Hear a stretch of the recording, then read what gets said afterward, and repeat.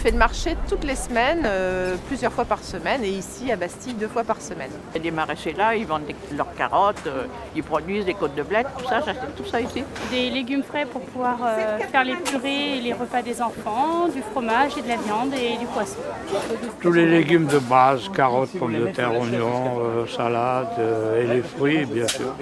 Des produits frais et de saison.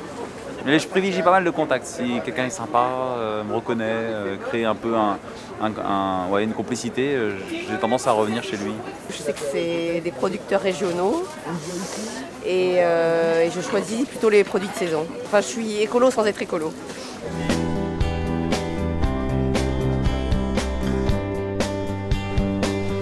Moi, c'est vrai que je préfère suivre la saison. C'est beaucoup plus simple. Il n'y a pas mieux que la saison. J'essaye de ne pas acheter des trucs qui viennent de l'autre bout de la planète. Voilà. On n'est pas obligé de manger des fraises au mois de février, quoi. On peut très bien attendre que ce soit le mois de mai. Je ne fais pas forcément attention à l'île de France, aux produits de France. C'est vrai que les pommes viennent de pas très loin. Les choses que j'achète régulièrement sont des produits d'ici, oui. J'essaye, j'apprends, on va dire. Je suis un peu nouveau dans ce domaine. Si c'est régional et que c'est bon, moi, je prends. Et je prends en fonction de mon inspiration. J'essaie de bien manger depuis quelques mois, on va dire quelques années. Donc du coup, voilà, je pense que dans quelques années, je serai un peu plus au fait des saisons. Oui, parce qu'en principe, ça devrait être moins cher parce qu'il y a moins de transport, puis plus frais.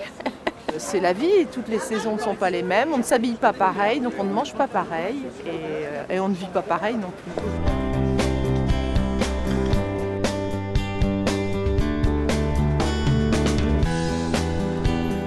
Il y a un type de restaurant qu'il est de plus en plus difficile de trouver, c'est celui qui fait lui-même sa cuisine.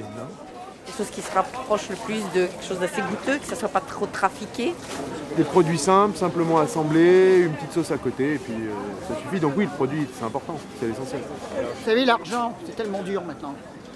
Alors quand on veut aller quelque part, il faut bien choisir. J'essaie plutôt d'avoir un petit œil gastronome en disant c'est bon, qu'est-ce qu'ils ont mis dedans. Et ça, la traçabilité, je suis moins.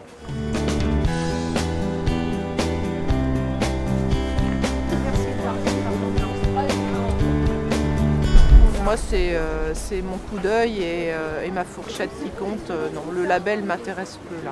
Non. Si, ça serait un plus, ça serait un plus. Ça serait un plus à condition que ce soit vrai. Vous voyez ce que je veux dire? Voilà. En fait, ce qu'on veut, c'est des bons produits. Après, vous nous dites c'est la région d'à côté. Moi, je sais que ça ne me dérange pas. Oui, ça serait intéressant de le savoir maintenant.